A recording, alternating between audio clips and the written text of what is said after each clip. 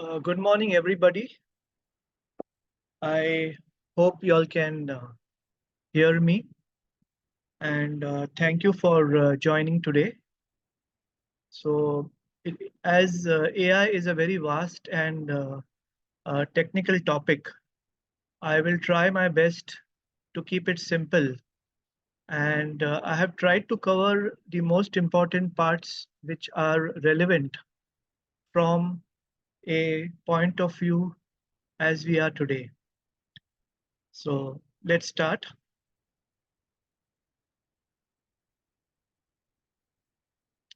Thank you for coming once again and investing your 2 hours with us on a Saturday morning where you could be doing many more useful things. But AI is actually very, very important, and I stress on everyone whom I know to understand it because it is going to have a major implications in all our lives. My talk will be hopefully without jargon and jitters. So if you visit our website, and if you visit the artificial intelligence space page on our website, the first thing we do is we say AI is augmented intelligence. So what does that mean?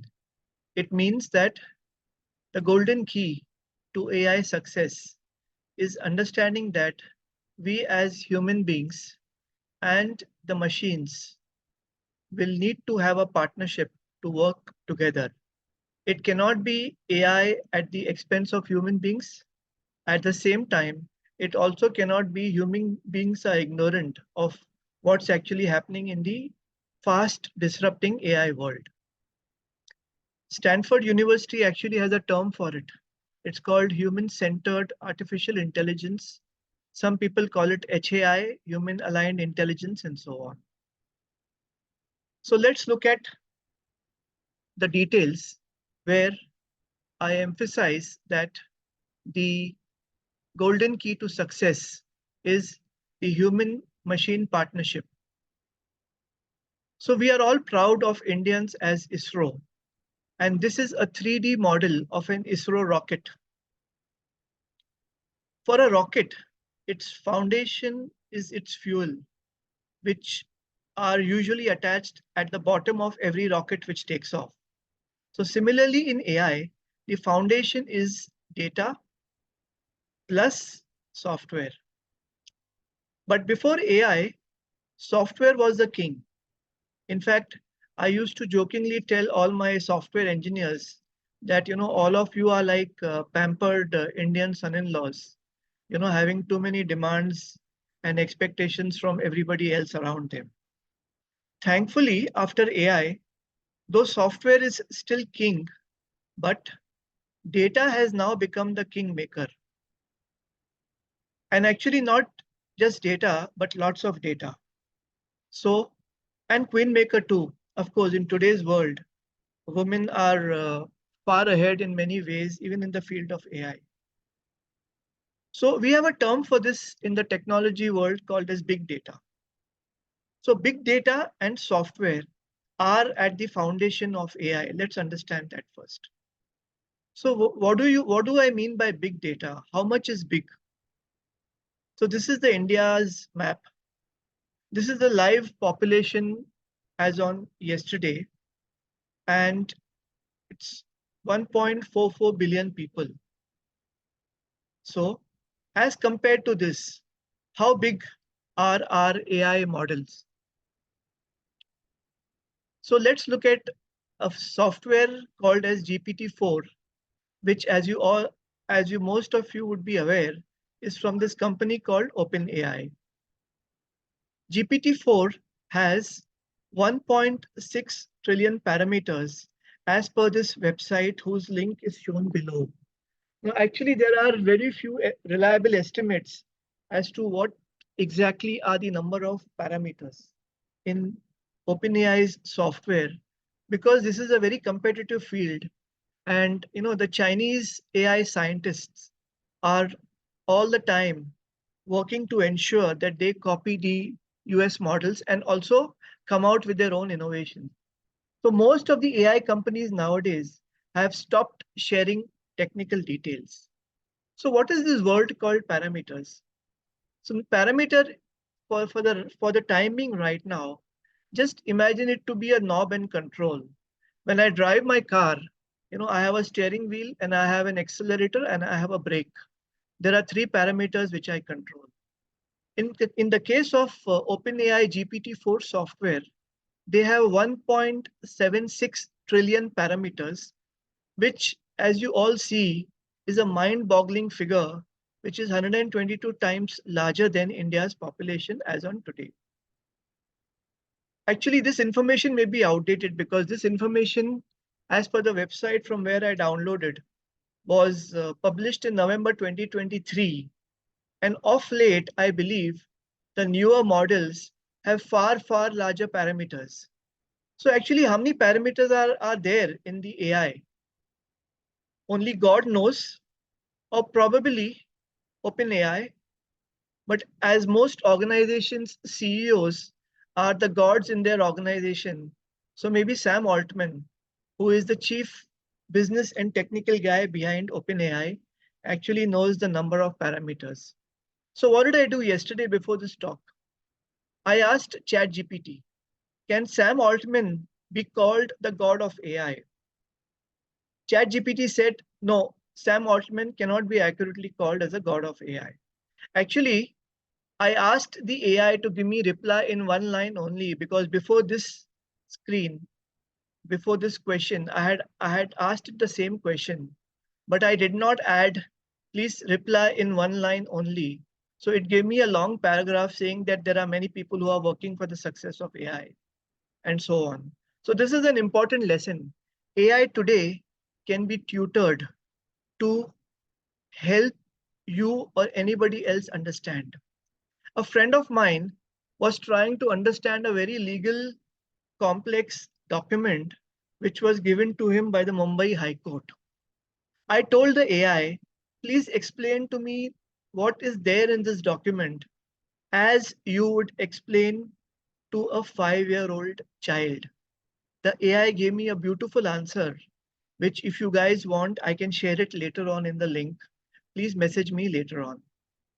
So coming back to our topic, as OpenAI is now the god, so I asked OpenAI, how many parameters are there in the largest OpenAI chat GPT model? So it told me GPT-3, which is a model which is owned by OpenAI, has 175 billion parameters. Remember earlier I told you GPT-4 has 1.75 trillion parameters. So this is on a different scale as we can see. Important point. ChatGPT says that I have been updated only in January 2022, which means it still has 14 months of outdated data. So again, this is an important lesson for us, which you all may want to make notes if you wish, that when people ask me, how can human beings beat AI? I tell them, number one, you have to be focused. Number two, you have to be most up to date in your field. I'll give you another example.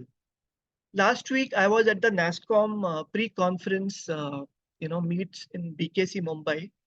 NASSCOM, as you know, is the largest software body in the country.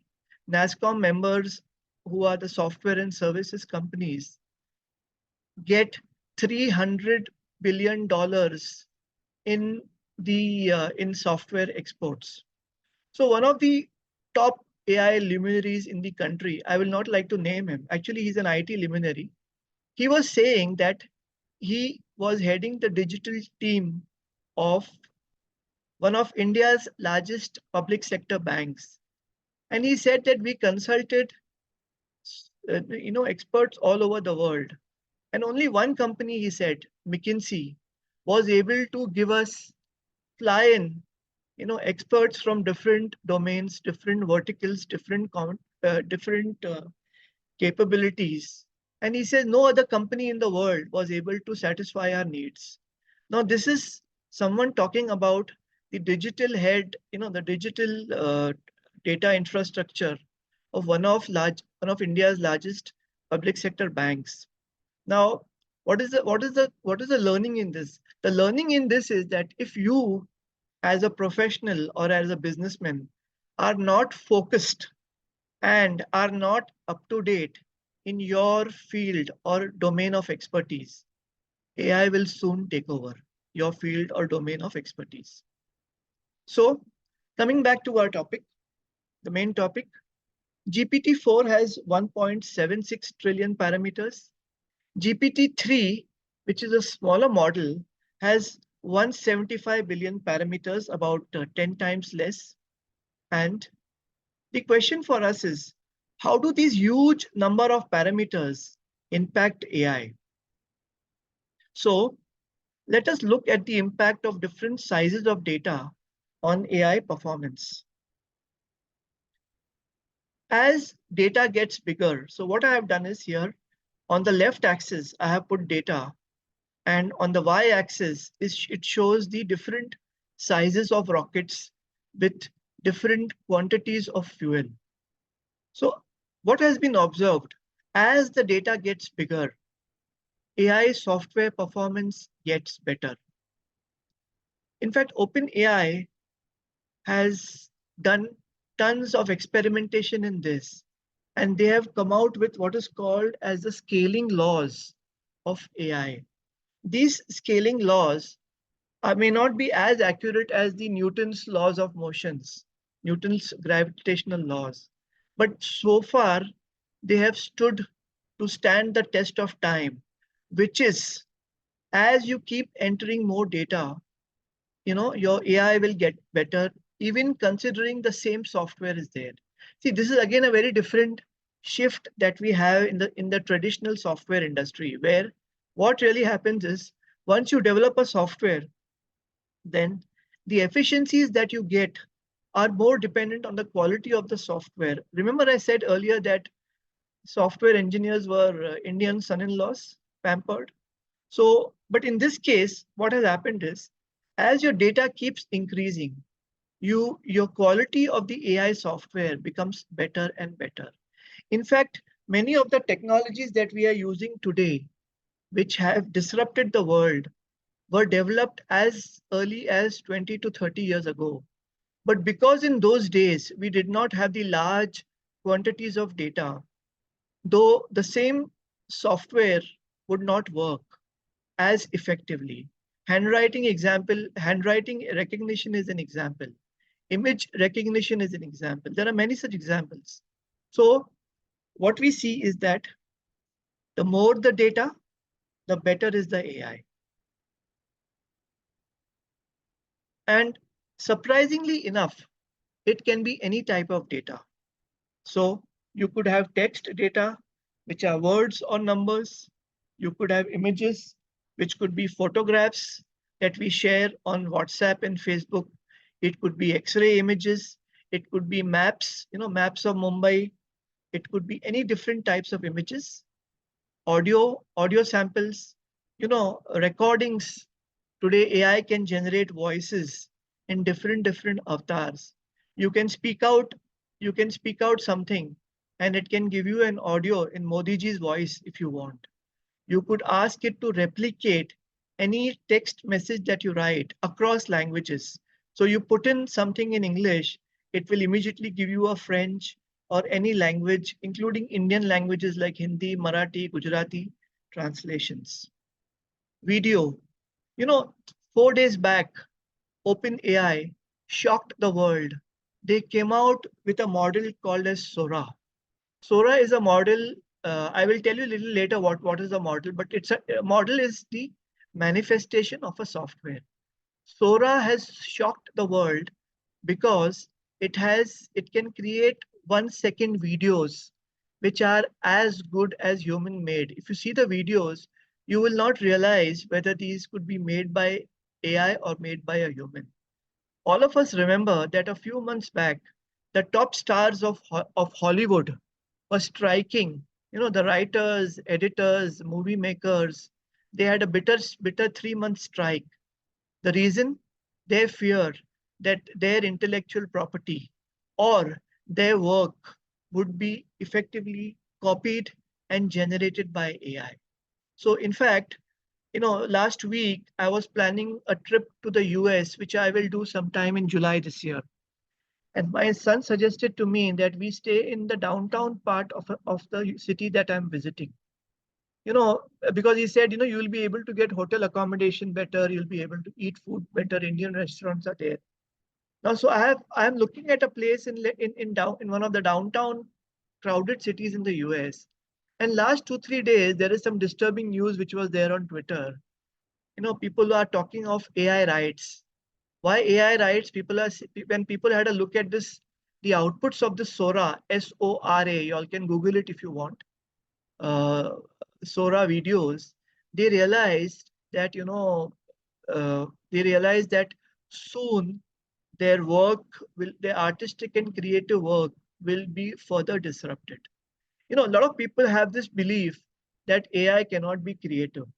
You remember the scaling laws which I spoke about a few minutes back. One of the other things which I have not put on the slide is as the models get bigger and bigger, they get what are called as emergent properties. Again, I use the word model, which I will explain later, but as the AI software gets bigger and bigger, they are able to automatically generate what are called as emergent properties. To give an example, when ChatGPT was released, somebody took ChatGPT and they just gave it, they asked it questions on chemical technology. They were shocked that the AI ChatGPT was able to give better answers on chemistry, which it had not been specifically trained on. See, when people ask me how is AI able to do all that, so I tell it, when you're looking at 175 trillion parameters, 175 trillion pieces of text or word, that amount of knowledge which is lying all over the internet is very, very hard to comprehend. We human beings cannot comprehend it. But even the scientists who are at the forefront of AI are not able to understand how these AI models have these emergent properties. Just 3 days back, there was a news item that AI is now able to distinguish between the patterns which are generated by by a male person vis-a-vis the patterns which are generated by a female. Again, 2 3 months back, there was news that an AI was just shown the MRI images of a patient, and a patient was told to visualize an airplane. A patient was told to visualize a tree, a garden, a forest, and the AI, by looking only at the MRI images, was faithfully able to reproduce the image of a tree, the image of an aeroplane. Again, if any one of you is interested, send me a message. I will share the details of this research with you. So, data type does not matter. AI just works. How does it work? Important point is that below the big data and the software is powerful hardware. When I say powerful hardware, what do I mean? There are literally each of these large AI companies like Facebook, Google, Amazon has literally hundreds of thousands of large computer clusters. A cluster is a collection of computers. And our normal computers work on what we call as a CPU, a central processing unit, which is the chip. AI computers work on what is called as a GPU, which is a specialized chip which is optimized for AI mathematical calculations. And again, surprisingly, the mathematical calculations are very, very simple. Only thing, they happen across trillions of pieces of data. So powerful hardware is an important part of the equation in AI, with the with also the problem that this powerful hardware also generates a lot of heat and needs cooling. For instance, most of the data centers which run these AI software are situated either in large cities which are in the north. For example, ChatGPT runs in a place called Des Moines, which is in Iowa, US. My son, incidentally, is a doctor there. And in Des Moines, 40% of the wind power comes from 40% of the power comes from wind, number one. And Des Moines, Iowa has the worst winters. Most of the data centers need to be near rivers where they have continuous cooling water. I raise this point because many people ask the question, when we have such AI, which is not only disturbing our climate, but also disturbing our lives, why should governments allow it? But this is a broader question of man versus machine, which I will come to in my subsequent parts of the thing. So let's look at software. I said that we looked at data. Let's look at software. The next few minutes will be slightly technical. So pardon me, and in case you do not understand anything which I am saying, note down the slide number and ask me a question later on. I promise that all questions will be answered. So I will try to go as slowly as possible because next few slides may be the most technical parts of the presentation. So let's look at AI software. Again, before we go, let me tell you, earlier there would be human programmers who would take different languages like Java, JavaScript, Python, COBOL, and manually write the software. In the case of AI, it works differently. There is no human being who is writing the AI software. There is a framework, or there is what I mentioned to you earlier as an infrastructure which is created by the AI software engineers, where they feed the AI lots and lots of data, and the AI automatically is able to figure out these trillion pieces of information which is given to it and arrive at what it thinks is the best software. So in the case of AI, the software is generated from the data. Note that it's a very important point, which people don't understand. Let's go into more detail.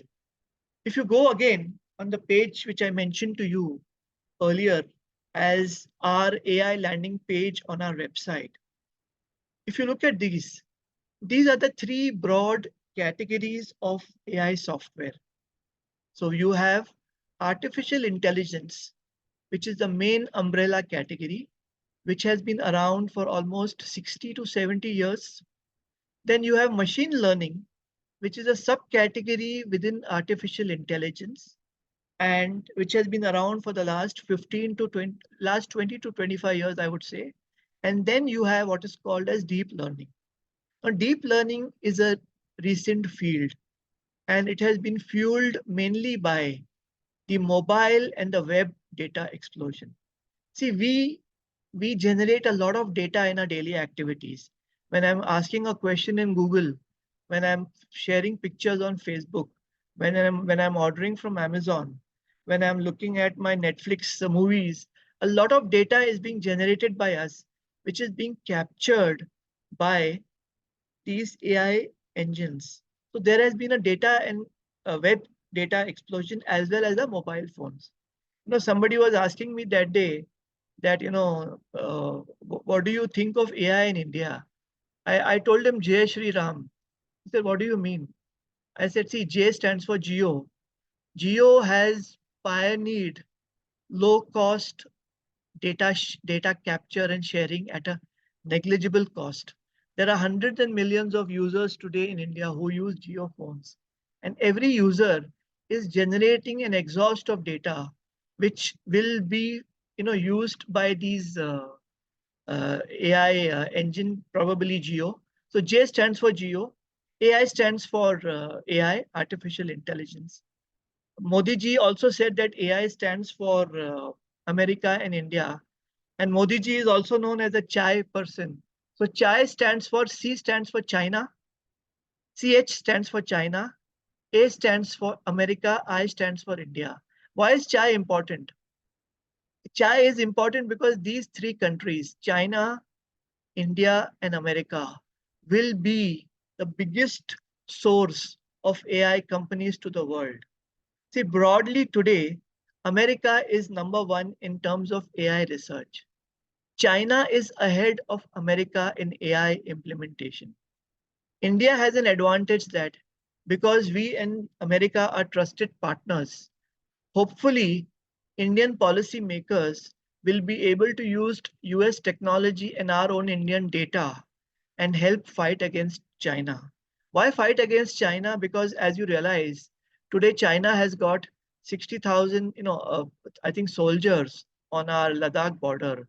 I think India also has a comparable number of soldiers. The future wars will not be fought by human soldiers. The future wars will be fought by robotic soldiers. I don't want to get into it because robotics is a different area. But the point I'm trying to make is that data, both mobile and web data, is very important. Just to give you another small example, if you go on the Amazon website, the minute you log in into Amazon with your credentials, there are hundreds of software agents in the Amazon data infrastructure running behind the background to get you the data which is relevant to your need. Again, this is again AI enabled. So coming back, mobile and web data explosion was one of the developments which created deep learning and followed by cheap cloud computing and storage. Today, it literally costs a few paise to store your data on cloud. And there are three or four important clouds which are there. There is the Amazon cloud, there is a Microsoft Azure cloud, there is the Google cloud, and there are many others who are getting into the field. And these are universal, whether you are in India or whether you are in Singapore or whether you are in the US, you can work with them. So deep learning became one of the largest fields in AI. In fact, today it surpasses both artificial intelligence as well as ML machine learning in terms of the research activities which are happening. There are hundreds and hundreds of research papers which are coming out in deep learning every month. I would say thousands of papers coming out every month because it is a fast growing field and a field attracting a lot of research. I would suggest to you all, if you have the time and inclination, there is a Google company called DeepMind, which developed a software 5 years ago, which beat the Go champion in the world from South Korea. Go is a game which is much more advanced than chess. It basically is very complicated. And 4 years ago, DeepMind challenged the then Korean Go world champion called Lee Sedol. And there is this movie is available on Netflix. No, sorry, it's on YouTube. So you can go and have a look at it. And to cut a long story short, this entire match was televised for 3-4 days in South Korea. And after the Google DeepMind software called as AlphaGo beat Lee Sedol 4:1. The South Korean government was shocked. Lee Sedol was shocked. He was in tears. And the South Korean government committed $4 billion to AI research. Incidentally, an interesting point in the fact which I just mentioned is AlphaGo beat Lee Sedol 4:1. That means Lee Sedol was able to beat that AlphaGo once. And the move which Lee Sedol make, the scientists who were behind this AlphaGo software and they were watching the movie live, they were watching the competition live. They were shocked that Lee Sedol could make such a move. So the point is again, human beings with ingenuity can always beat the AI. And incidentally, this AlphaGo software was able to see moves, probably hundreds of moves in advance based on the current position of the AlphaGo. Same thing applies to chess. Many of our children are learning chess today. Today, AlphaGo software and its version called AlphaGo 2 have beat numerous both chess software as well as chess champions all over the world. But it doesn't mean that people have stopped learning chess. People still like to learn chess.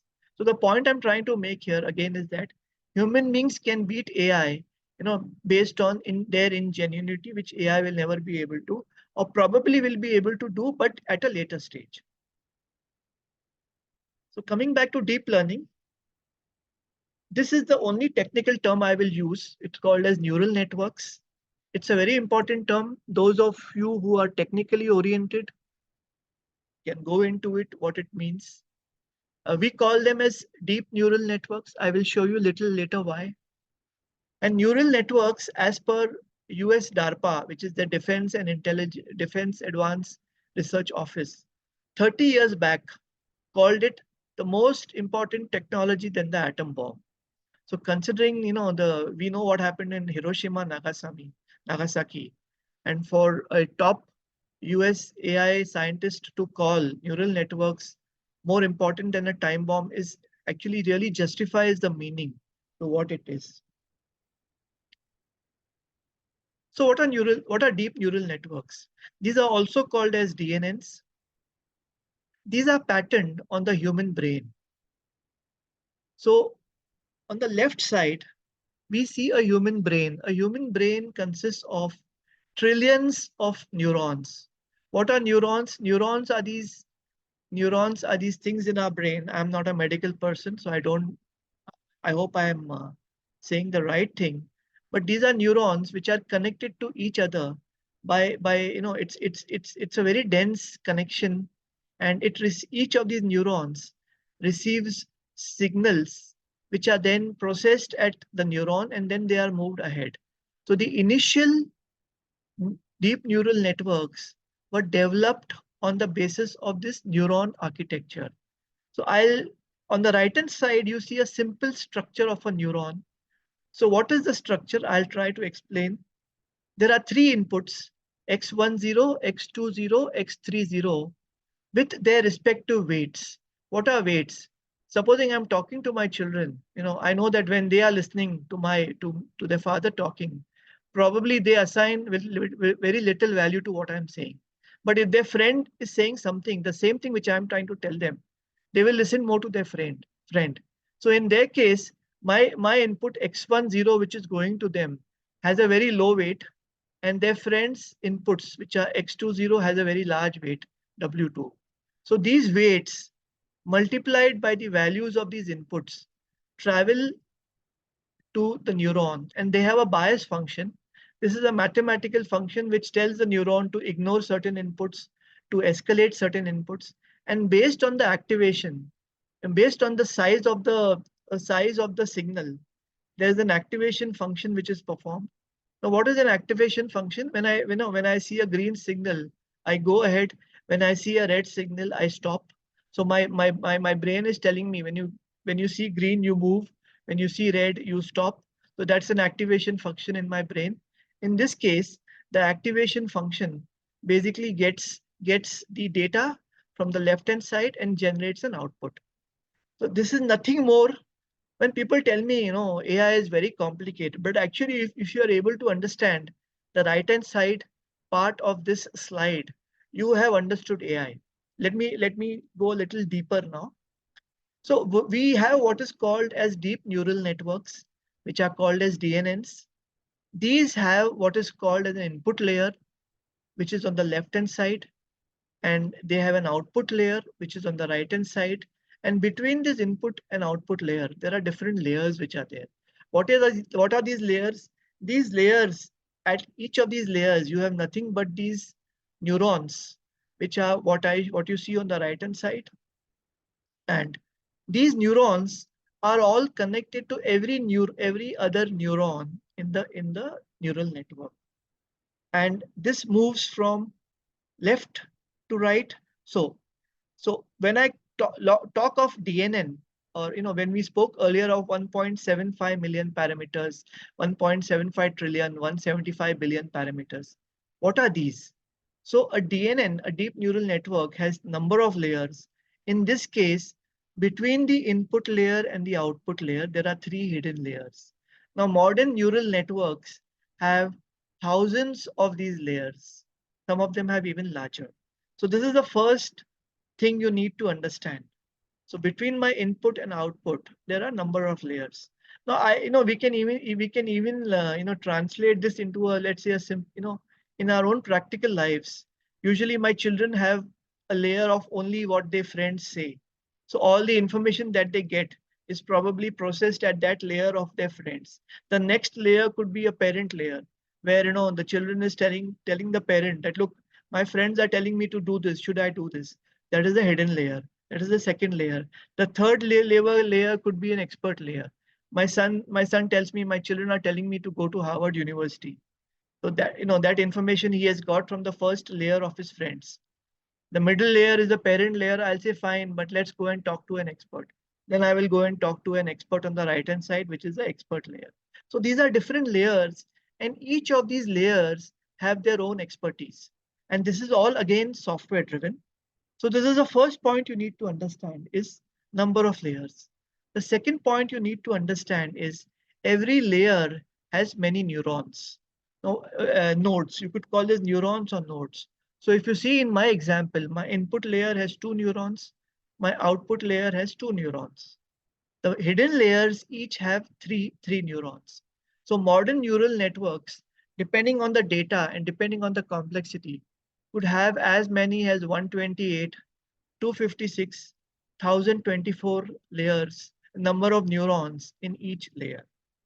The third point, all neurons between the layers are connected. So every layer is connected to the layer in front of it as well as to the layer behind it. This is very important. So when I multiply, and these connections are bidirectional, I will come to what I mean by bidirectional. So when I multiply the number of layers by the number of neurons, you get what is called as the size of the network. So a DNN size depends on number of layers and number of neurons per layer. And let me tell you, if you have understood this slide and what I mentioned in the earlier slide, there's nothing more technical beyond this. See, today I use technology every day. When I look at my television, I see CRT, cathode ray technology. When I use my phone, I'm using IC technology. I don't need to understand what these technologies do. I just need to understand how they work so I can be beware of the advantages and the pitfalls. So DNN size depends on number of layers and number of neurons per layer. So let's look at data. So data travels into this deep neural network from the left, and it generates AI outputs, artificial intelligence outputs at the right. Now this, mind you, is what we call as a trained neural network. See, neural computers are dumb. AI is dumb. It doesn't understand anything unless it has been told to do. So how do we tell it? We tell it by a process of training. But once the network is trained, it happens to be far more intelligent. I always used to tell my friends earlier that Google was a servant which was available to you 24 by 7. It was available to you free. Today, you have powerful software like OpenAI's GPT, Microsoft Bing. These are available to you free of cost. And they are not only servants, they are superheroes. For instance, an AI can give you much better medical advice than a 3-year-old doctor. In fact, in the US, Google's AI has beat has has cracked the US MLE examination, which is a certifying examination for doctors to enter. Same is happening in the fields of law. Same is happening in all different fields. But these are dumb servants who have been trained by us. So there is a process called as training, which I will come to a little later. So what happens in the neural network? Simple. You put in data in, and it gives you the AI output. So let's look at how it is. So you could have text data, as I mentioned. I'm typing something into Google, a search engine. Google gives me some output. It's running an AI inside. I'm typing an image. I'm sharing a photograph on Facebook. It's an image. So the Facebook neural networks will take this and it will give me some outputs. Audio. I'm recording some audio and I'm asking the AI to give me a translation. It will do that. Siri is a good example. We talk to Siri, we talk to Alexa every day. What does it do? It is taking our voice converting it into an audio signal, and then acting upon the instructions. Then we have videos. I mentioned to you the example of Sora. In this case, you can enter a video in a neural network, and the video you will be able to do automatic captioning. For instance, if I see a YouTube video, someone sends me a YouTube video for 1 hour. I don't have time to see what is happening in the, I don't have time to spend 1 hour on the video. So there are AI agents today who will look at the video, and I can tell that AI agent, I just give me a summary of the video. It'll be able to do that automatically. An important thing to understand is all these different data types, video, audio, data, text, images, all get converted into numbers when it enters the deep neural network. In fact, there is a field called as entity embeddings, which goes into this detail. If any one of you is interested, 3 years back, I was at Amazon New York, and I gave a talk to the artificial intelligence and machine learning community there on entity embeddings. And it was a very widely appreciated talk. That talk is available on YouTube. In case any one of you wants, I can share the link. But this is a very technical talk, so I would not like to stress upon it. But the important thing to understand is that anything which goes into a deep neural network will go as a number. So your image will go as a number, your text will go as a number, your data, your audio signal will go as a number, or a series of large numbers, and so on. Parameters. As I mentioned earlier, we were talking about the deep neural network parameters. So parameters are nothing but the DNN size, which is the number of layers in neurons. So when we spoke earlier about GPT-4's 1.76 trillion parameters, it is nothing but the multiplication of the number of layers and the number of neurons. So you can imagine 1.76 trillions means it has, it has the different layers, the different neurons, and also I'm assuming, but you have to understand, even the weights, even the connections that you see are also have a number. So this is what is called, this is the size of the GPT-4 DNN. GPT-3, which is a free model available for any one of us to use, has 175 billion parameters. Now, mind you, people who have used GPT-4, I have not used GPT-4, which comes with a $20 subscription per month, because for my needs, GPT-3 is good enough. But see, GPT-4 is 10 times the size of GPT-3. So people who have used it for complicated work, say, or even day-to-day work, say it is much, much better. So we have seen big data. Now let's look at the process of AI training. What is AI training? What does it mean to train a neural network? There is something we call as a training phase where the network is trained. So first thing we do is we collect lots and lots of data. We convert that data into numbers, and these numbers are fed into the deep neural network in what we call as a forward pass. The forward pass moves from left to right. It goes through each of these layers, through each of these thousands of layers, along with their trillions and billions of weights. So this is one way. Then there is a backward pass. Once it completes the forward pass, again there is a backward pass. And this cycle of forward pass, backward pass can happen thousands and thousands of times till the scientist who is training the neural network is satisfied that the network has been fully trained. And at that point in time, it is called as a trained DNN. So what is a trained DNN? After the network has been trained, it creates what is called as an AI model. What is an AI model? An AI model is nothing but a zip file containing numbers only. When I look at that AI model, I will not be able to make sense of it. It will just have, it will just have tons and tons of numbers. For those of you who have a mathematical background, this mathematics of AI is based on 4 pillars. It is based on calculus. It is based on probability. It is based on matrix multiplication.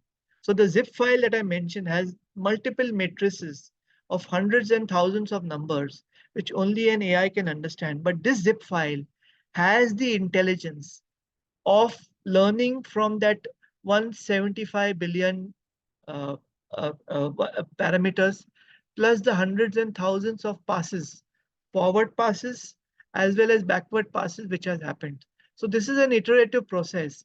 And recollect what I told to you earlier, that you have very, very large cluster, hundreds and thousands of computers, GPU chips, which are being used continuously during this process, which are leading to the climate change issue. Incidentally, yesterday, there's a company called NVIDIA which makes these GPU chips, and their CEO earned $10 billion just in one day because the stock market, made his company NVIDIA's price shoot up. So ultimately, when I as a customer get this zip file, what do I need to do? I just need to It gets copied onto these clouds which I mentioned, the Amazon cloud, the Microsoft Azure cloud, or the Google cloud, or the OpenAI cloud, or and it can also be copied onto my computer. So nowadays you have, I spoke of these large models, 175 billion parameters. Microsoft as a company and many other companies are researching what is called as small models. So these are models which are small enough to be fitted on your computer or your phone. In fact, I have been wanting to replace my laptop for a long time, but I have told my IT supplier to wait till April, because I expect by April to December this year, you will have a huge range of AI powered laptops, which will have this intelligence of these AI machines sitting either on my phone or on my computer. Now just imagine, my phone could have a medical AI, where I could tell the phone, look, I'm having a headache today. What should I do? And the phone will, my AI medical agent sitting on the phone will not only tell me that, look, you need to take these medicine, but it will also know my medical history. It will know that I am on diabetes, I am on blood pressure, I am on thyroid medicines, and able to suggest me a medication which is suitable. I could ask it to, I'm getting this complex document, called as a letter of administration. Can you explain it to me? My agent will be able to do that, and my agent will be able to speak to me in my language. It could speak to my 87-year-old dad in Sindhi, you know. So what we are witnessing today is a transformation and a disruption which has been unparalleled. See, there have been three disruptions so far in the software industry. The first disruption happened when the internet came. This was in 1995. The second disruption happened when you had the mobile phones, which came in. The third disruption was the iPhone. Within mobile phones, earlier there were multiple companies with mobile phones, and now basically you just have Apple and you probably have Android. So AI is now the fourth disruption, which is a very, very large disruption which is coming. So so in summary, this AI model, which contains specific intelligence of, let's say, medicine, it could contain specific intelligence of, human resource advisory. It could contain specific intelligence of law. This would be sitting on each of our devices. And when I'm moving on to my laptop, the same AI will also run on my laptop. So this is a future that we are probably going to witness over the next 2 to 3 years. So these AI models create what we call as a AI DNN magic. So let us see some examples of this AI DNN magic. So I'm sharing with you some of my own personal use of GPT-3 since it came out in November 2022. My dad was hospitalized for almost 4.5 months. And during that 4 months of hospitalization, I witnessed several deficiencies in our, ICU hospital system, in spite of being the top hospitals in the country and paying, almost a lakh per day. So two areas where I used AI for help. One was diagnosis. There are multiple specialists. You have a chest physician, you have a neurologist, you have a CCU specialist, you have you have some other specialist, and they are all giving you four different diagnoses. They are not agreeing with each other. I used AI multiple times as a second opinion, but I did not rely on it. I sent the AI outputs to my son, who would then look at the AI prescription and say, okay, I think this is where it is correct, this is where it is wrong. So this was one area I used it. Second area where I used it is today when you are in a hospital and you do a chest X-ray, the X-ray comes to you immediately. The doctor comes, he looks at it and he goes away. But the written report of the X-ray comes after 3 days. So what I would do is I would run the X-ray through a special X-ray software. Not This is not Chat GPT-3, and it would give me a very very detailed analysis. I can again share with you those outputs, which none of the Indian X-ray software and Indian X-ray machines give. I would send it to my son, and it would either disagree with it or not agree with it. So this is one example where I feel medicine in India. India is fortunate.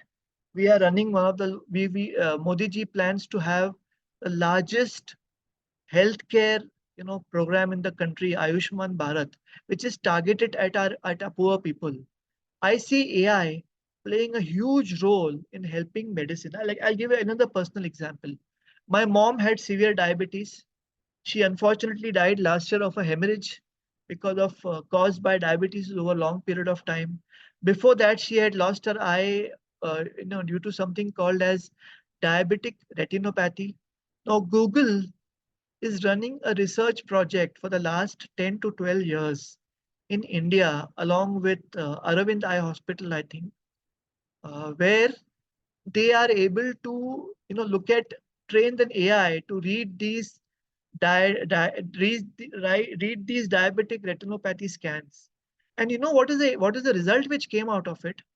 You had the AI telling you not about the diabetic retinopathy, but the AI was able to signal cardiac issues in those patients years in advance.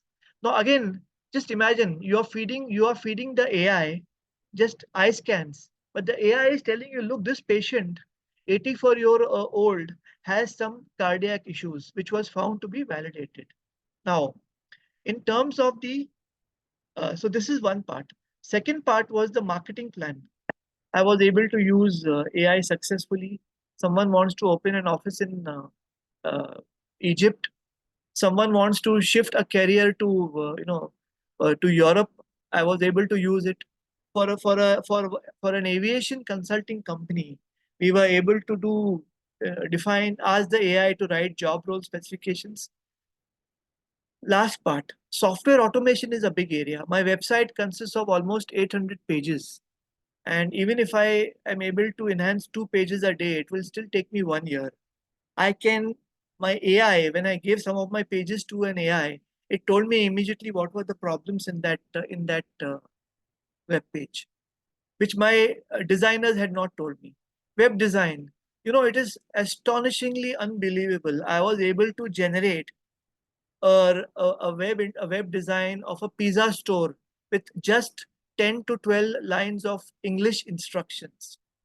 Where I just told it, give me a web front for a pizza store, and I have small pizzas, I have large pizzas. These are the prices, and these are our toppings. Unbelievably, in a few seconds, it is able to generate the software for that. Code review. Code review is a technical term we use in software where today I write a code, my colleague reviews it. And another important point I have not mentioned is what is called as pair programming. Today you have this concept of co-pilot. So when I'm programming, there is a co-pilot AI software which is automatically telling me what code to write. And this co-pilot concept is now coming everywhere. You will have a medical co-pilot, you will have a legal co-pilot, you will have a strategic co-pilot. Microsoft, in fact, has recently introduced co-pilot for all the Office 365, Word, Microsoft Word, PowerPoint, all have now co-pilots. So this is an example of English input to text output. So the DNN, which as you see below, is text input to text output. Again, some examples. I was requested by one of our customers to suggest evaluation metrics of a large technology university. ChatGPT was able to give excellent suggestions. Courseware design, a SWOT analysis, strengths, weakness, opportunities, threats, a global competitive strategy. Again, global competitive strategy for one of our clients where they were looking at entering new markets, and the AI suggested good points to start with. ROI. In my company we have a policy. Every proposal goes with a return on investment. ChatGPT helps write the same. Different example: birthday cards. This is Microsoft Bing's image creator. I told I needed to design a birthday card for my wife's friend. She was the wife of a Indian Air Force pilot who died. So I told the AI, generate me a birthday card with showing Indian Air Force pilot and showing Dubai in the background. It quickly gave me in a few seconds around 10 to 12 samples. I've just shown you two of them. The next one is this. Now, if you notice carefully, this person whose image has been shown looks to me suspiciously like Priyanka Chopra. I don't know. Maybe the AI has taken these images of Priyanka Chopra from the web and put them in this birthday card sample. So as I said, it's a trained servant which is able to learn from the large number of examples. So this is an example. If you see the bottom of text input where I'm entering text and it's giving me an image. India-Pakistan peace is a desire for most of us. We are spending thousands of crores of rupees. So there is a very famous Pakistani poet called Faiz Ahmad Faiz, and I used an AI software from a company called Technology Innovation Institute, which has got these series of Falcon AI models. And this is an example of showing where innovation can come from anywhere. Today, Falcon model, which has been created by the UAE government, is one of the best models on open source websites. And this is the poem which it generated. हम देखेंगे ये भी है सोया हुआ कफन, and so on. It's a long poem.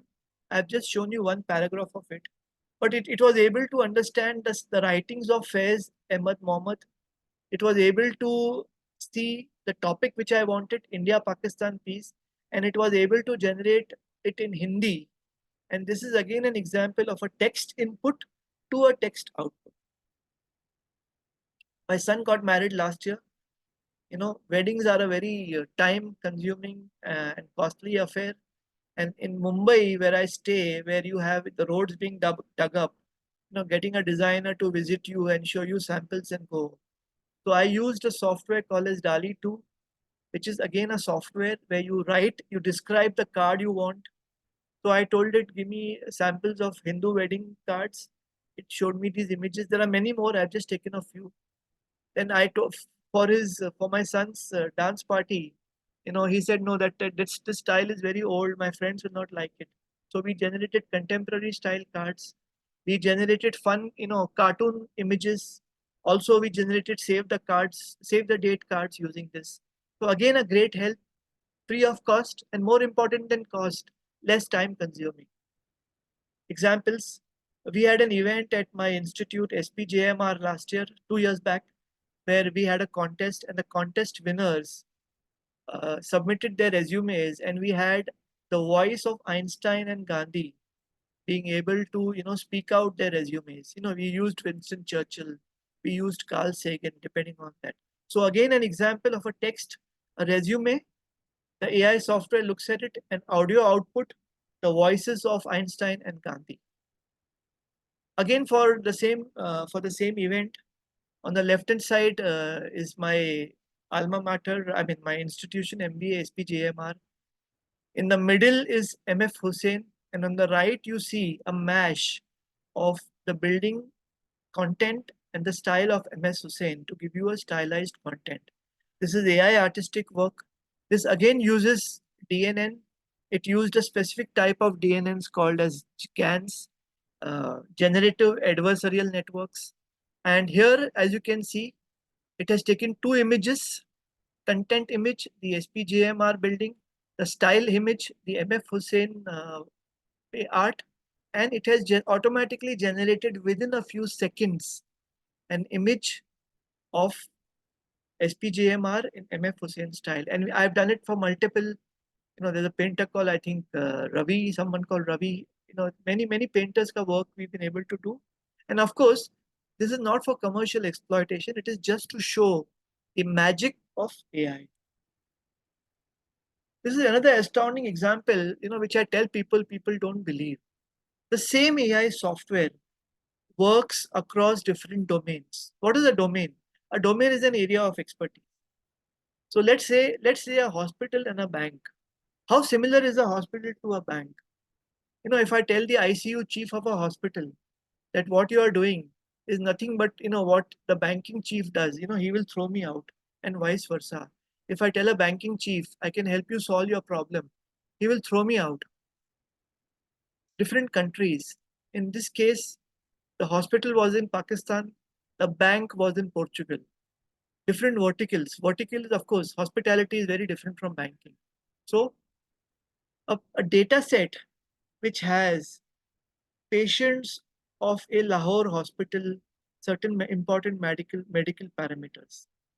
An AI software was able to predict cardiac failure. Similarly, on the right hand side, for a Portugal bank, I was able to predict, not I, means the AI software was able to predict that this specific customer would or would not repay the loans.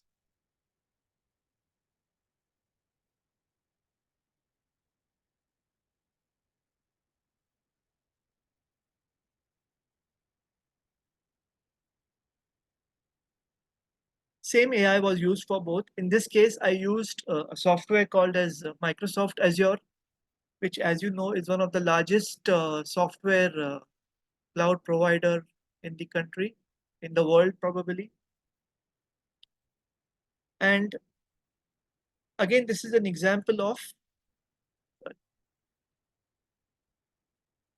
the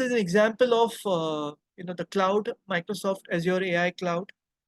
But again, when I tell this to either a hospital ICU's chief or I would tell it to a bank CEO, they would not believe it. And surprisingly, all this was at a cost of a few US dollars. I don't think it. I think it would cost not more than $7 to $8, to run this AI software in the cloud. So what I'm trying to say here is that you have an AI software which can work across multiple verticals, work across multiple domains and specialities in terms of prediction. In the first case, a medical condition, and in the second case, a customer behavioral problem. But the important point, it is the same software. So we've seen the power of AI. All the all the technology that I mentioned earlier, deep neural networks, is being used by almost all large players. So you have Amazon, you have Google, you have Facebook, you have Netflix, you have Prime, you have YouTube, you have Flipkart, you have Zomato. So, for example, in how does AI work in Netflix? When you like a movie or when you watch a movie, the Netflix AI system automatically works behind the background. And the next time you log into Netflix or you start Netflix, it shows you different recommendations for you. Same with Facebook. Facebook, based on the posts you see, the posts you like, will keep showing you relevant posts and advertisements. Again, both again, Facebook is one of the most advanced users and user of AI software. They have hundreds and thousands of neural networks running throughout the organization. YouTube itself, what I've shown on the top right hand side, has again hundreds and thousands of networks which are running. I mentioned to you about the talk which I gave at Amazon. I can share a paper of that if you want, and a video of that. And I mention it again because that has specific cases of YouTube algorithms and deep neural networks which are being used. So same the case with Zomato, and also with Amazon. So we see AI all around. Point of this slide is we see AI all around us. There is nothing, which is not being today used by AI.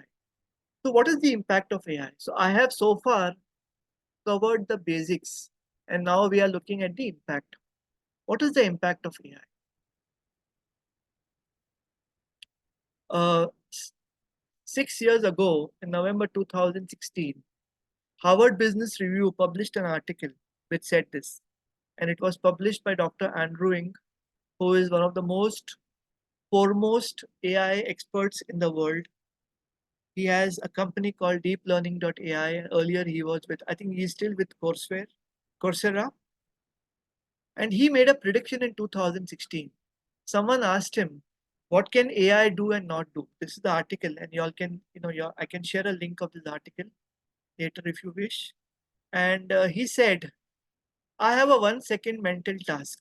I'll read it out to you slowly. If a typical person can do a mental task with less than 1 second of thought, we can probably automate it using AI either now or in the near future. Mind you, this was 2016, and this was much, much before ChatGPT came out, in November 2022. So just think back for a moment. I'm sitting in my office. Someone walks into my office. If he's my employee, I know that person is an employee.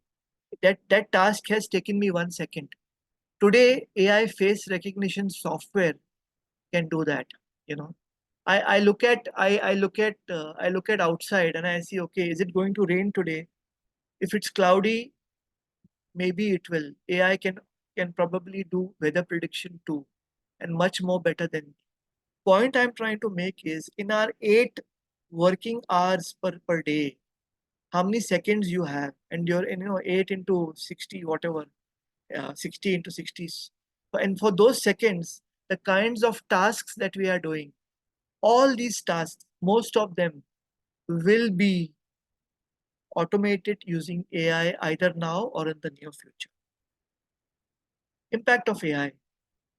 It's ultimately going to be a man versus machine battle, as it has been in the past.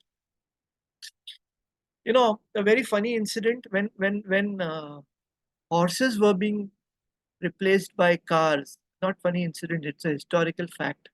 There was a law in some parts of the US, or law which was proposed, that before the car would go on the road, there would be a person with a loudspeaker saying that, beware, pedestrians, beware, a car is coming.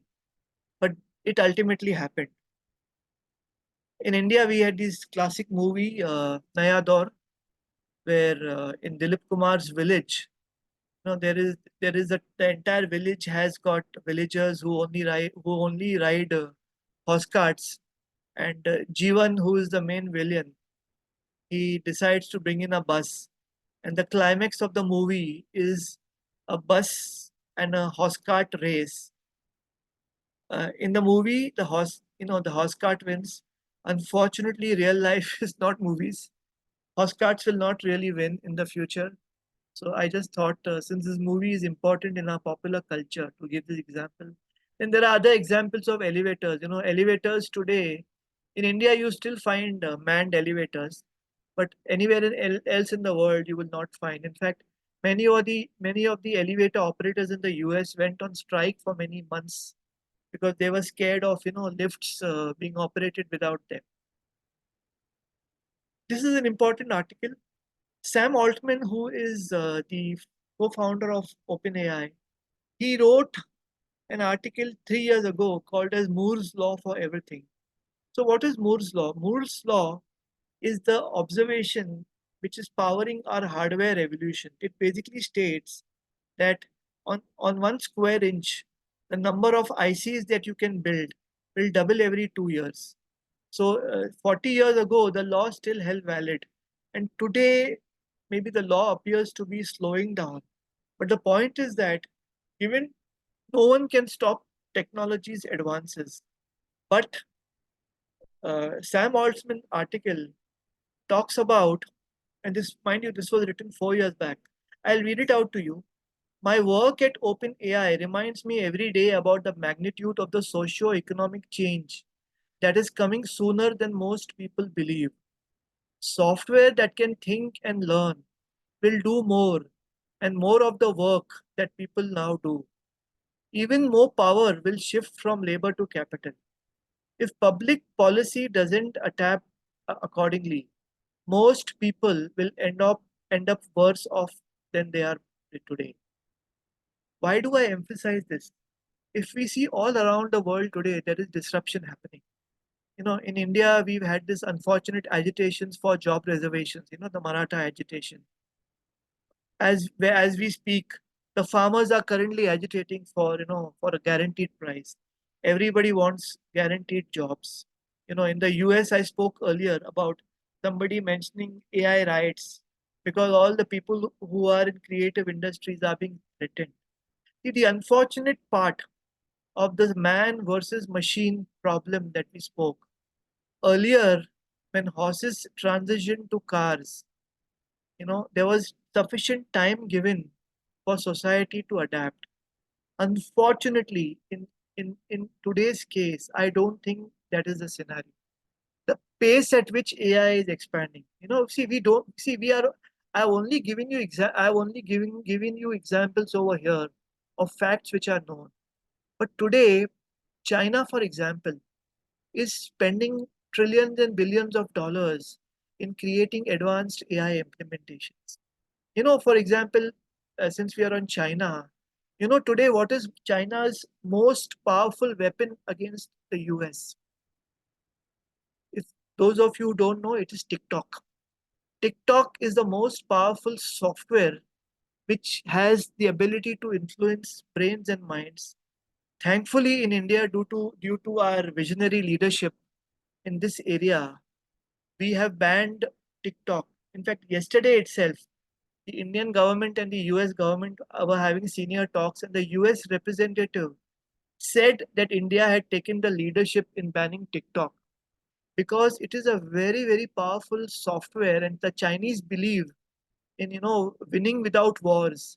So they believe that they have half of America's population, 90% of the American kids hooked on to TikTok, and they will subconsciously, they will try to influence their brains and thinking. So the lesson in this slide is the government has to act. Fortunately, in India's case, I think the Indian government is on top of things. They are trying to create spending in infrastructure. They are creating spending in the tourism.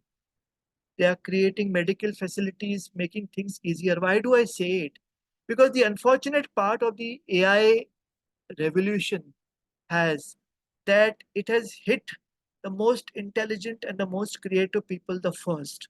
See, earlier we always used to think that when machines come, I will kick away the servant of my house and I will put a robo. I will throw out the worker and I will get a robo assembly line. Unfortunately, it has become the reverse. Today, CEO jobs are the most threatened. Again, at the NASCOM, tech conference which I was talking to you, I noticed two subtle changes. Every time earlier I used to go for the conference, all the top IT technology leaders were very, very confident. They were talking about, India growing, IT growing, taking over the world. For the first time, I saw morose faces on almost all the top people in the industry. Second time, I saw, a second point I noticed was humility, which I will cover a little later. Everybody said that they were willing to learn from others. Why? Because today, due to the uncertainties in the market, Twitter was run earlier by Parag Agarwal. Elon Musk took it over 2 years ago, and he has sacked 80 to 90% of the software engineers there. And today, the same Twitter network runs with just 10% of the original people. Every CEO is asking their IT head CIO in the US, if Elon Musk can reduce software staff by 90%, what the hell are you up to? That, along with the uncertainty which is being caused by the rapid advances in software, people are not investing. Somebody saying, why the hell should I put in money when this technology is going to become obsolete because of AI? So we see a slowdown. And another important thing which Sam Altman says, He says, in my WhatsApp group, we have a bet as to who will be the first one person, 1 billion US dollars revenue organization. Just give a thought to this. He has an open bet in his a WhatsApp group that they will see a single person $1 billion organization very soon. What does it mean? See the implications. Today, India exports $300 billion of software. So imagine an organization which is exporting three times as much, $1 billion. India employs almost, I think, 2 million people. Imagine an organization with just one person. So the fact that Sam Altman has taken a bet on a single person $1 billion US organization is fact that we have a crisis coming. Incidentally, on the same issue, at the same conference which I was talking, I posed this very question to the US head of a very large US technology advisory company. You know, he was a bit stumped for a minute. He said, "Yeah, being Sam Altman, it may come, but I don't see it on the horizon." But yes, he added twice. The conversation in every company, in his large US companies, is, do we need people? Or just imagine the conversation, do we need people? Here, government is going after everybody to, please employ more people. We have a employment problem on our hands. When Modi ji got elected in 2014, I met a couple of BJP councillors in my area where I stay. And he says, yeah, we are aware. We are aware that jobs is going to be our biggest issue. And to all credit, they are trying their best. But today, when you see the hiring at Indian IT companies dropping to a 20-year low, what does it mean? Every software company is optimizing today. Everybody is just optimizing because the, the horizon is not visible ahead in terms of the things which can be done. So yes, it is not a very good scenario in terms of jobs because in India also, the AI chat boom is coming. Reliance has announced their own chatbot. Bhavish Agarwal of Ola has their own chatbot. IITs are coming out with their own chatbots, and I feel that in India, we will not see the job losses. We may see job displacements moving from, let's say, virtual sectors to physical sectors like hospitality, like healthcare, medicine, where the face and human touch will be required. But yes, the revolution is coming, or it's actually already on the way. The most impact of AI has been productivity increase. I experienced it personally. Before ChatGPT, a software job which used to take me 40 hours every month now takes just 3 to 4 hours to do. What was this job? I would receive hundreds of PDF files, and I would have to go through the PDF files manually and extract important pieces of information. Today, even before ChatGPT came in, you know, there were programs which could do this very fast. ChatGPT was able to see my existing Python programs which I used, find errors in the same, and be able to help me. So the important takeaway for all of us today is productivity.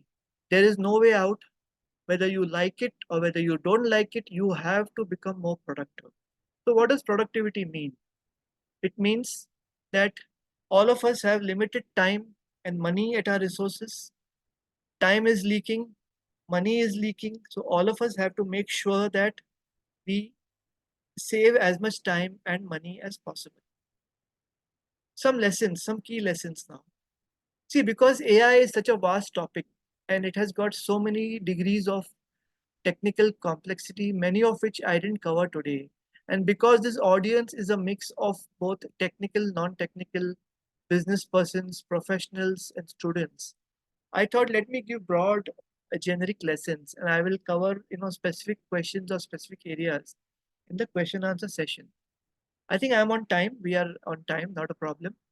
So if you're not using AI, start doing so now. Start doing it today. Most people have a mental block. Yes, the mental block is important, but AI helps you reduce your mental blocks. How do I say that? For instance, you know, before I wanted to make this presentation, I took feedback from a few close people who told me what they wanted to learn. Now, I didn't want to break my brain and write down what my slide should be. So actually, I told Chat GPT, this is the session I'm planning to take, and these are the inputs I have got. Please help me structure my presentation. It gave me an outline of the presentation. I didn't use that. That's a different story. But the point I'm trying to take you is AI is soon coming into your phones. It is coming into your day-to-day lives. And just like you have an Alexa and a Siri, you will be surrounded by AI agents who you just need to use. Every time when I leave my home for a journey to my office or to anywhere else, I use Google Maps. My wife hates Google Maps. She says, don't be so much reliant on technology. I wish I could do that, but the fact is that Google Maps, if our Indian traffic was more organized, would give even much better recommendations than what it does today. But it helps me save precious time every day. So start using AI. There are multiple free AI tools and services which are available that you can use. Okay, the field is very fast right now. It's an open field. Every day you're getting new and new resources and tools which are available. Start using them so that you are comfortable on the learning curve. Remember, it is still day zero in the AI disruption. Chat GPT came just 15 months ago, and today it has 100 million users. Just imagine 100 million users in 15 months. So it is still, I tell my friends, it is, day zero, minute zero in the AI disruption phase. You have not seen what is coming. See, AI will never beat you. AI will never beat a human. But somebody using AI will beat you. There is an old story about two friends in a forest. They are walking. Suddenly, someone says, I see a tiger coming. Let's outrun it. The other guy quietly sits down and he puts on his shoes, running shoes. The friend asks him, "What are you doing?" He says, "No, I don't have to beat the tiger. I just have to outrun you." So that is a true example. If I am not using AI, my competitor will and beat me. If my organization is not using the capabilities of AI, all most organizations have hundreds and thousands of PDF documents which are lying.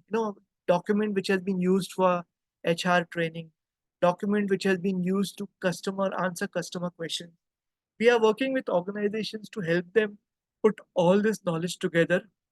Let an AI software learn this knowledge in a matter of a few minutes or a few hours, and then put up a a chatbot on your website where a customer who's coming, a customer who's talking to you will be able to answer questions.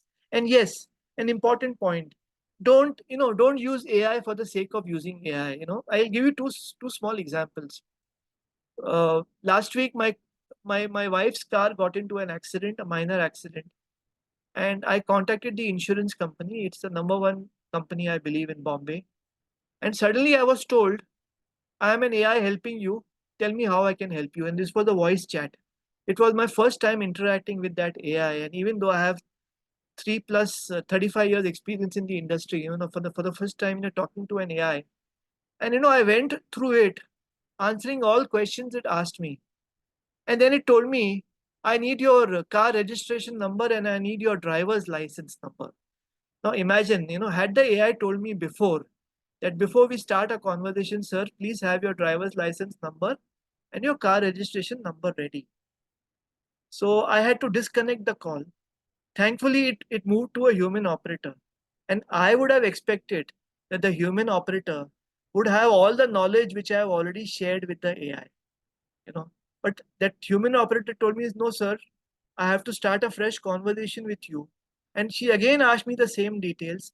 By that time, when the accident happened, what was damaged, and so on. And by that time, thankfully, I had my car license and the car registration and the driver's license number. So the point is, the company who has designed this AI for this large insurance company has not thought through in the customer's footsteps. You have to be empathetic. You have to empathize with what the customer is going through. and asking a customer, to waste productive time. And just, the company which implemented it would have probably told the CEO, yes, sir, we have an AI agent. CEO will announce it in the board meet. He will announce it in the AGM. We have a very productive AI. So, we had a term in the software industry earlier called as lipstick on a pig. Many organizations who jumped on to e-commerce would have a very beautiful web interface. Once you enter your data, they would take printouts and they would have a person sitting at the back end entering the same data that you have in Excel. So we used to call it as lipstick on a pig. The pig is ugly. You trying to make it pretty with the lipstick. Similarly, your backend infrastructure is very ugly. It's very manual. It's error driven. But you have a pretty process at the end. And incidentally, at the same concept which I was mentioning, the head of the technology advisory company used the same term. So, in summary, use AI, but use it intelligently and learn continuously. We were fortunate to be associated with Mr. Azim Premji, who is the chairman of WIPRO. This is an old photograph where I had received an award from him for highest customer satisfaction. And the reason I shared it over here is because of learning continuously. Now just imagine the pressures of being, the head of a $1 billion IT company where technology is changing and employees come to you every day, asking their demands. Look, sir, I'm running a $20 million project, but I'm only earning $2 million. And you, unlike Infosys or unlike some other company, have not even given me shares. So Mr. Premji used to, in those days, spend 2 hours every day on personal learning. And we are fortunate that he's come to our office twice and we have learned a lot from him. So my point is, if the head of a multi-billion-dollar company spends 2 hours every day learning, I'm sure you and I have enough time away from our Netflix and away from our endless YouTube viewing to learn continuously. And my last slide. Above all, stay humble. Why do I say that? I meet a lot of people in industry who get carried away by success, carried away by their own intelligence, their own estimates of the income tax they pay every year. Now, this gentleman that you see on the screen, Andrej Karpathy, is one of the most highly regarded computer AI scientists in the world. He has been described as Elon Musk to be the number one computer vision guy in the world. You remember the slide I showed you about AI, that AI circle? Within the specialization in those, there's a field called computer vision. Andrej Karpathy has written the neural networks for almost all Tesla cars. He was one of the founders of OpenAI. He joined Tesla, where he was running their AI operations. And for those of you who don't know, all Tesla cars have a software which has cameras around the car, and it uses very very simple technology, but they have 6 cameras which capture all the audio images which are coming from the roads in front, back, you know and those different neural networks for each of those cameras are orchestrated together, and it then gives a simple signal to the driver. Either you accelerate, or you break down, or you take a left, or you take a right. That's it. Just simple signals. Now, Andrej Karpathy, uh, one of his passions is creating tutorials free of cost. So I have been following him since last 7 to 8 years, and I read one of his old articles around 7 to 8 years ago. And recently, about a year back, before he joined OpenAI, okay, after Tesla, he spent some time, 6 7 months. He resigned. He was a director of Tesla. He resigned, and he was working for almost a year on two, creating the best tutorials on AI, which again, incidentally, are free of cost. If anyone wants to learn AI, just follow Andrej Karpathy on YouTube. So he released a video, on AI, and I went through that video 3 to 4 times, and I realized, that he had made a mistake. in one of the things that he said. Now, look, when such great people make mistakes, you don't correct them. But since I was one of the first persons to watch that video soon after it came, I sent him a message. I said, Andrej, at so and so minute and so, seconds, you are saying something which is contrary to what you wrote 7 to 8 years ago. And I had a lot of self-doubt whether I should actually post it or not. But finally I said, no, no, let me send it to him. Because in YouTube, what happens is all the comments are critical. I did not want to get blasted or trolled by people saying, how dare you, criticize this. To my shock, within half an hour, publicly he responded saying, yes, sorry, it was a mistake. Now, can you imagine? I have interacted, fortunately or unfortunately, with many industry leaders. Fortunately, with Azim Premji, with Mr. Narayan Murthy and Mr. Nandan Nelikani earlier. Most of the top ones always stay humble. The reason why I'm saying this is today we have a technology. Today we have a disruption which is happening, which will help us all be forced to remain humble, because there's nothing really, things are really outside our control. But on that note, in terms of productivity, I would like to say that use AI to become more productive, and happy learning. Thank you for the time. We still have around half an hour, so what I will do is now I will stop the presentation, and I will also unmute people, and then we can start taking some questions. Just give me a minute.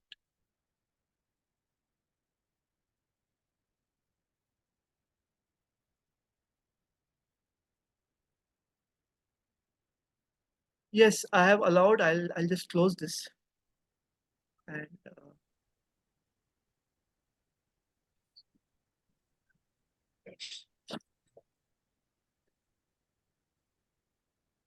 start my video. Okay. Any questions? Any feedback? Let me first do one thing. Let me just go to the chat and just let me quickly see if there are any points which have been made.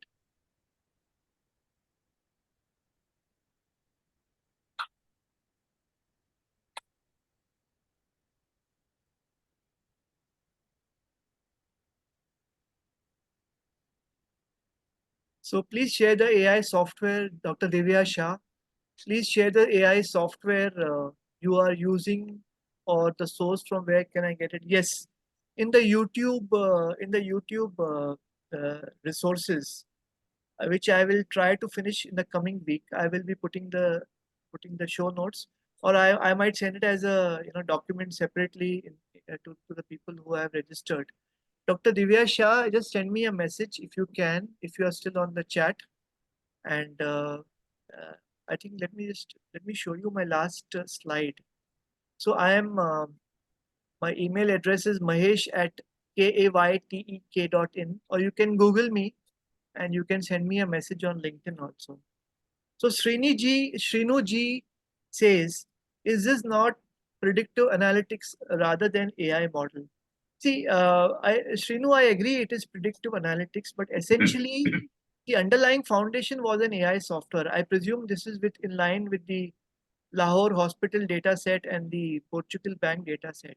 See, in both these cases, if you are technical, the data set which was given was very structured, and we were able to use that structure to run across on the AI Azure data. So it's a matter of terminology, and frankly, with all these new developments, new jargons, I have not covered many of the jargons that are there in AI. There's a jargon called LLM, which means a large language model. So yeah, it could be a matter of terminology in terms of what one can see. So let me see. Yes. Please repeat the fourth pillar, the fourth slide, Anand Suji. No, I meant you said the four pillars of calculus probability. Yes. Yes. So Sujit, I'll send it. I'll share it with you. Right here. 1 second. I'll just make a note of it. Yeah. So one is calculus. Yeah. other is probability, Hmm. third is statistics, Okay, and matrix method. and fourth is matrix multiplication. In fact, just to share with you, Hmm. my son, who's a doctor, Hmm. and I'm very fortunate that the US government has, the US immigration has given him an Einstein green card, which is a green card given to only people under category EB1, Hmm. Hmm. extraordinary ability. So believe me, he's very, very good. I'm not Yep. praising him as a father, but he did some groundbreaking research during COVID. So I have been pushing him for last 7 to 8 years to understand mathematics, because even in the US, medicine is a very, very costly affair. I'm sure most of you know that. And uh, people who don't understand mathematics, but why am I asking him to understand mathematics? Because AI also has a lot of limitations. See, there is something called as hallucinations, which I didn't mention. Hallucinations are mistakes made by the AI software. Okay. And just to share with you, 2 days back, chat gpt started giving weird responses to people. It was not working. So you need to understand it, because let's see, if chat gpt is giving me an output which only a cancer surgeon can understand, I need to be a cancer surgeon to tell you that, look, what chat gpt is saying is relevant or not relevant. So for that, understanding mathematics is important. So these are the four pillars of mathematics which I Got it. Yes. once again. What about data security or sharing when it comes to sharing, or is it multiplied in that many databases? See, uh, most of the clouds that I mentioned, okay, see, security is at multiple levels. One is the security of your phone, which is very important. So I'll just cover that briefly. When I say your data is very precious, never ever download any apps on your phone which you don't require. You know, unfortunately, in India, data security is not taken seriously. Even the government of India, for instance, the Namo app, earlier used to take up a lot of your data. It asks you a lot of irrelevant questions. So one is security of your phone, because see, these AI models which I told you, which are the final artifact of the AI software, in terms which will come to your phones very soon. So this will sit on your phone. And I'll give you the example. There's a Chinese company which used to give loans. They give salary day loans, and these loans, they only ask you to share your telephone data with them, and within 2 seconds, okay, once your data is uploaded, they will tell you whether you are eligible for a loan or not. Now, you will say, how the hell does my phone know my financial status? See, what they do is their software is very advanced. It will look at things like the frequency at which you are recharging your phone battery. So supposing there are people who are very lazy and don't recharge their phone battery and let it die out. So no, they know that person is not a reliable person, and so on. They use hundreds and thousands of parameters from your phone to decide whether they have to give you a loan application or not. So there are many examples. So one is your phone. Don't treat your phone like a garbage bin to collect all the downloads and all the rubbish software which comes in. Number one. Second is at the organizational level. Yes, there is a problem, because see, ultimately in India we don't have very strong security laws. So if my employee walks away with my database, there's nothing I can do. I can do things, I can sue him in a court of law. But unfortunately, security is not very well protected. At the cloud level, security is phenomenal. So yes, even though there are random incidences of, let's say, chat gpt giving you weird responses or databases being hacked, but unfortunately, China is the biggest player in hacking today. Just 2 or 3 days back, there was news that the Indian immigration data was hijacked by China from US sources. But again, here AI will come to your help. Again, sharing with you, Microsoft AI has a technology which is able to detect 65 trillion signals, 65 trillion threat signals daily, in terms of the threats which are coming. So, पता नहीं मेरे को आया था sorry, देख के बता sorry, yeah. So this is something which is from a security point of view, and Arvind says AI still has a lot to give. Just now, ChatGPT gave me this for one of my query. I'm sorry, but I don't have real-time access to property databases or specific property valuation information, including ready reckoner rates. What's your view? Yeah, Arvind, thanks for the question. As I mentioned in my presentation, ChatGPT 3.5 is only updated up to January 2022.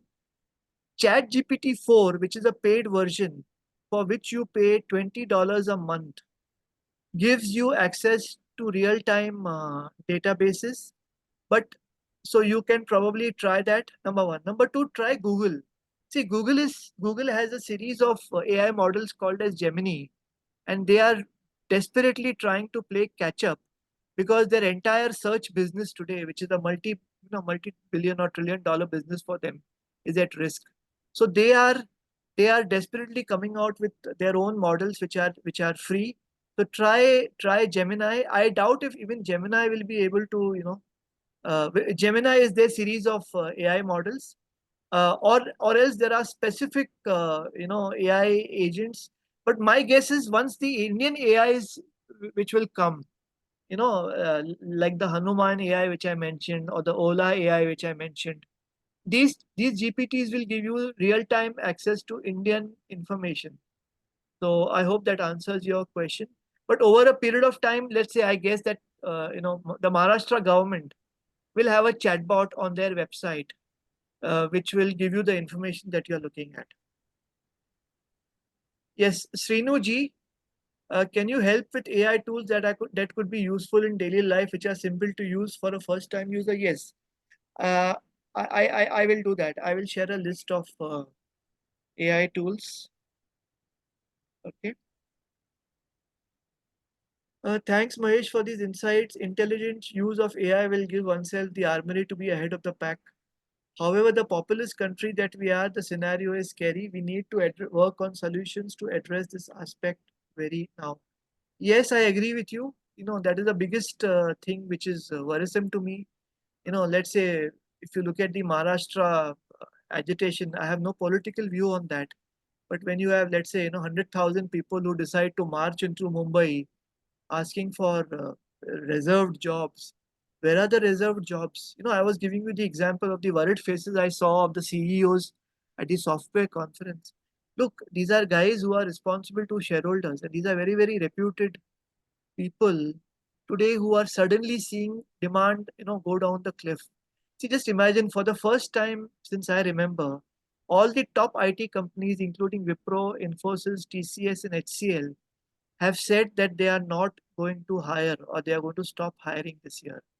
What does it mean? People who don't know, software industry is a driver of India's economic growth because first of all, it generates net foreign exchange. Number two, even at the entry level, software industry used to give our almost 1.5 million engineers every year a chance to get a stable job, paying 5 to 7 lakhs per year or 3 to 5 lakhs per year, based on which they could get their home loans, they could get their two-wheeler loans, they could get their education loans. Now suddenly, that has stopped. It will come in. Thankfully and fortunately, Indian government is making very, very sensible steps in attracting multinationals. Almost all the multinationals, in the world, currently there are around 2.5, 3,000, or maybe even 10,000. They contribute about $100 billion of software services done from India. And yesterday's Economic Times talks of almost 4,000 to 5,000 multinationals coming into India who will have their entire automation strategy, software planning being done from India. These are called as GCCs, global captive centers, and they will thankfully drive the jobs. The ultimate answer is education. See, I remember when I went to Canada in 19, I think 84. I was shocked that time. Lotus 1 to 3 had just come out, I think, and the Excel came out a bit later. But I was shocked to see 8th standard school students being taught Excel over there. Now, same thing is happening currently. Today, I am a part of 3, 4, US educational organizations forum, and the kind of panic. I would not call it panic, but the kind of rethinking which is happening there. The advantage the US has, it's a very dynamic economy. You lose your job, nobody cares about it. You file for bankruptcy, nobody cares as long as you do whatever is in the law. So they are reinventing themselves. Some of the most intelligent professors are challenging the students to use chat gpt. I'll give you again a personal example. A friend got diagnosed with a very rare form of blood cancer about 8 years ago. Normally, when you go to a doctor and he tells you that you have a rare disease, you go back home and you Google. Okay, when I met this doctor, my friend's doctor, for the first time, he gave me a 3-page printout of the first search link which was there in Google on that disease. He told me, this is, read it, go through it, and come back to me after you understood it. If you don't understand it, call me up, message me, whatever. The point is, this was a doctor who was staying ahead of the curve, making sure that he was on top of knowledge, whatever knowledge was available. And this is the kind of example you need. So education is something which is fundamental. Fortunately, our children are much more smarter than us. Our children's children are much more smarter than us. So they will be able to pick it up very well. Google Gemini is giving possibly a near real-time one. I'm not really sure. I'm not really sure because ultimately I have realized Gemini has become very cautious. I have asked it certain questions, which it refuses to answer. It tells me, please go and consult an expert in your area. But keep following the space. You may not know. It may give you access to real-time web. Uma asks a question. What about ethics, sir? Yes, Uma, thanks. It's a very relevant question. In fact, there is a lot of debate going on right now that the data on which these AIs have been trained, does the data, once it is published on the web, does it give a right for the AI tools to use it free of cost? So I told you earlier, your data is precious. I don't recommend indiscriminate sharing of data. For instance, I tell all the women in my house, girls and ladies, to be as cautious about sharing data on Facebook. There is a possibility of deep fakes which is there. So ethics in terms of the right of a company like OpenAI picking up data from the web and then using that AI to train to train the software.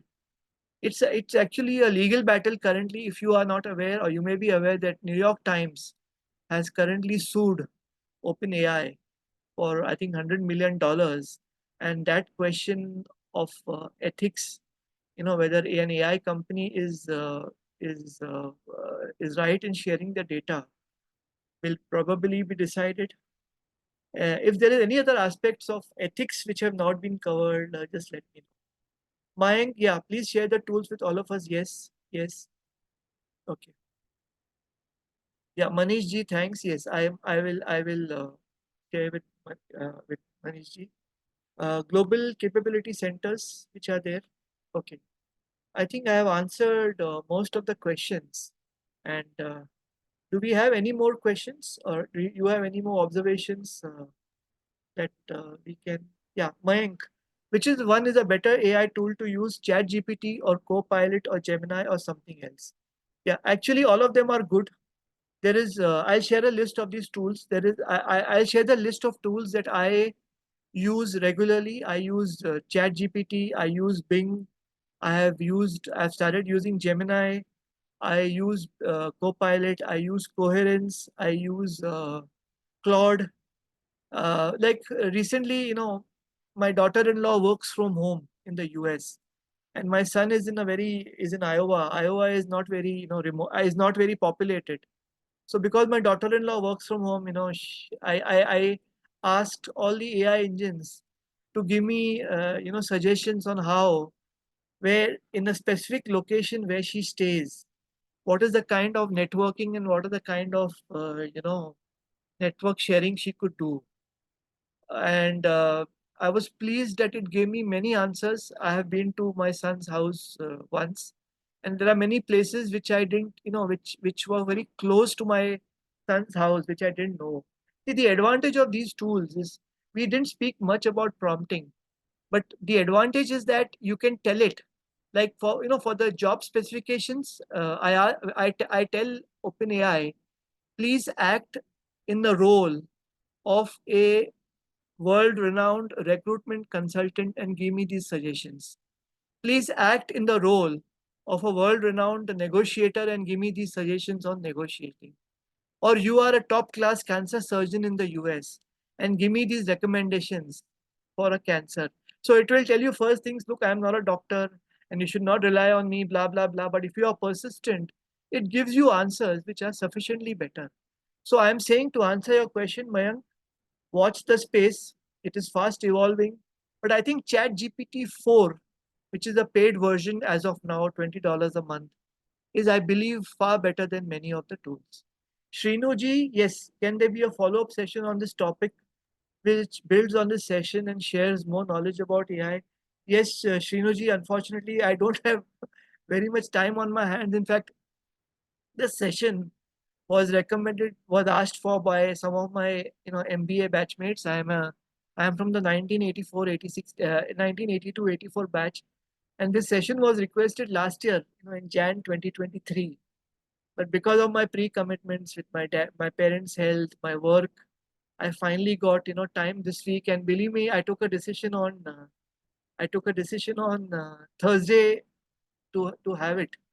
And thankfully, I think we had about 35 people who joined, so which is good. Okay. Can you please tell something on prompt engineering? Bakul, what I'll do is I will share with you links. See, my knowledge of prompt engineering is based on, in terms of my own experiences, but there are many structured guides which are there. See, there are 4 things about prompt engineering.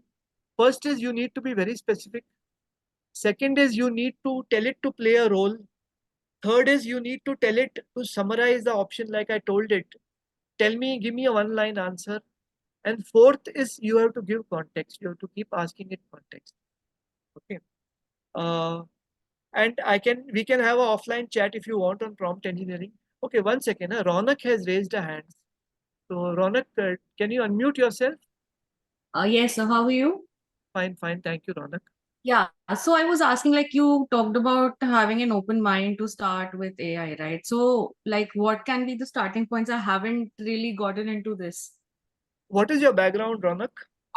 So it was in CPG industry before, and now I've gone into cloud after MBA. I just did my MBA, so just Achha, entered no. technology. Yeah, when you say cloud, what do you mean?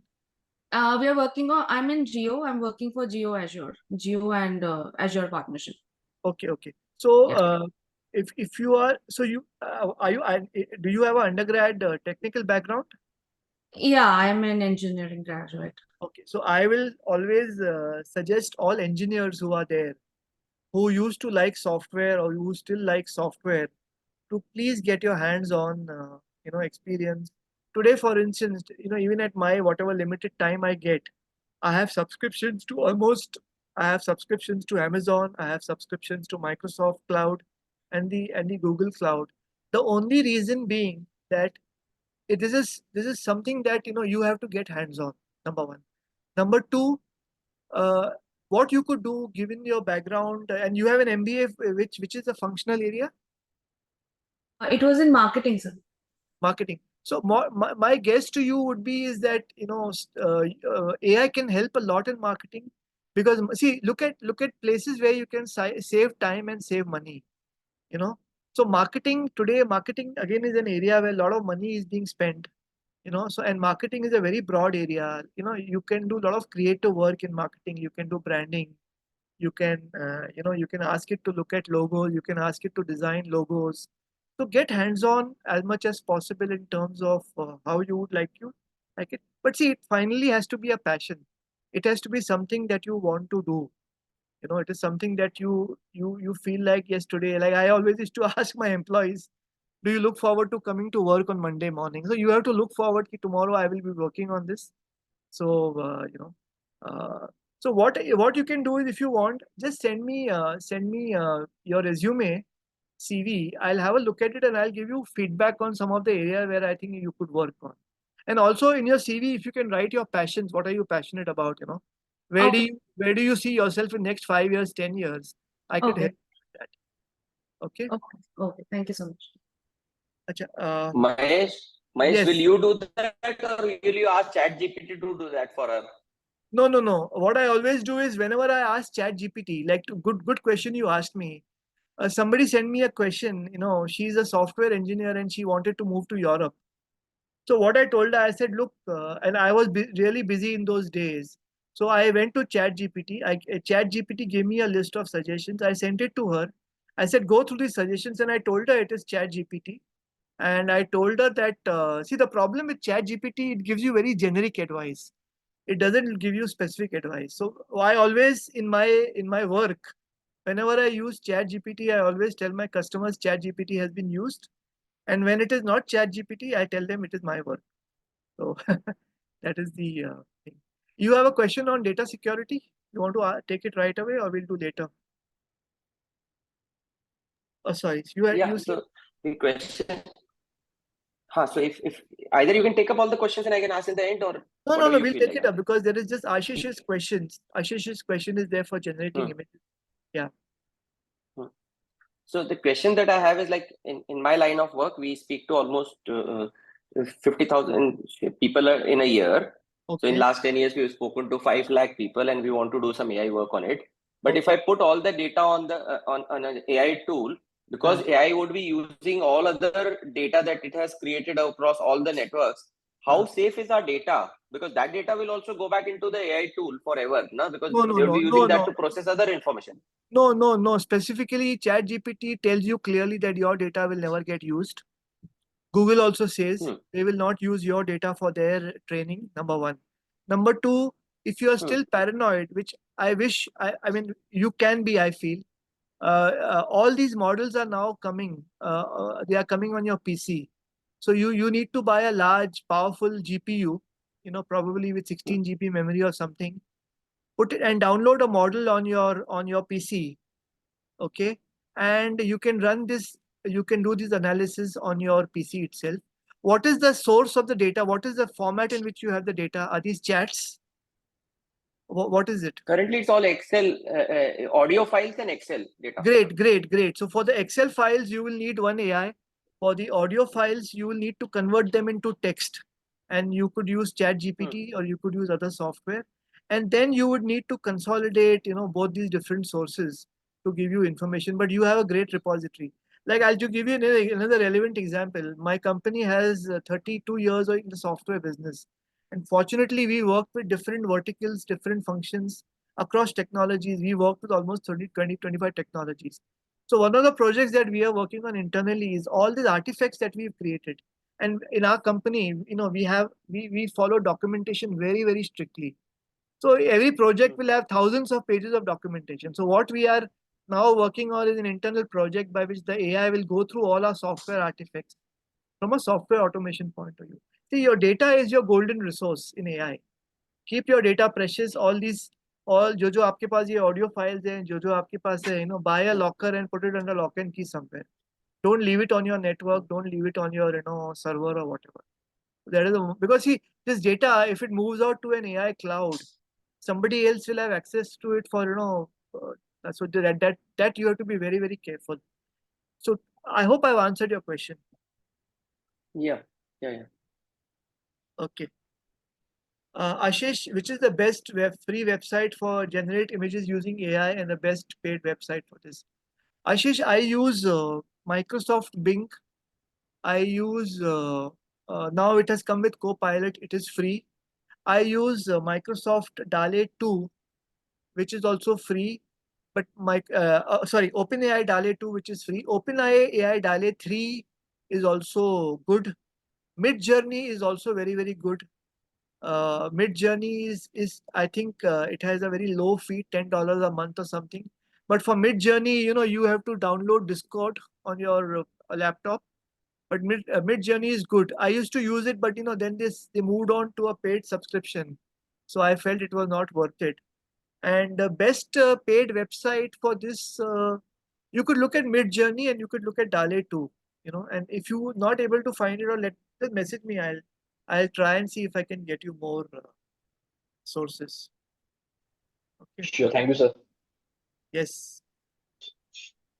Any other questions we have? Please feel free to ask me any questions, because even though I have said 1 p.m., I always keep sufficient time so we can go on till 1:15, 1:30, whatever you guys are comfortable. And please feel free to ask stupid questions also. I have always learned that being stupid is the most way that you can learn. So this person does not exist is a very Mayank has mentioned it. It does not create websites. It's only a compilation of the fake faces that it has come. Don't need for only faces, but something that can help me generate images for communication mailers. So just do one thing, Ashish. You can try Gemini. See, Gemini from Google is supposed to be multimodal, which means it can work across data, which can work across images, it can work across videos. So just try. I think it will give you good results. Or what you can do is, you can use one AI software for the text communication, and you can use another AI software for the images. There are others also which are available. You will just need to, very specialized resources. You will need to do those. There are many courses floating on the net to use ChatGPT. Are they worth doing? Actually, it depends on the course. But rather than doing the courses, my suggestion to you would be read up on a few resources, if you can, and try it out yourself. It's very simple. It's got a very simple interface. See, one of the reasons why it has got 100 million users is I have recommended it to many people who would be scared when you tell them the word AI. But when you tell them to use OpenAI, people have been using it successfully, and it's got a very simple English conversational interface. I think you can now download it on your phone also, and soon you will have voice controls. You will be able to talk to it like how you talk to Siri. You'll be able to talk to it. So, So I so had a query. yes.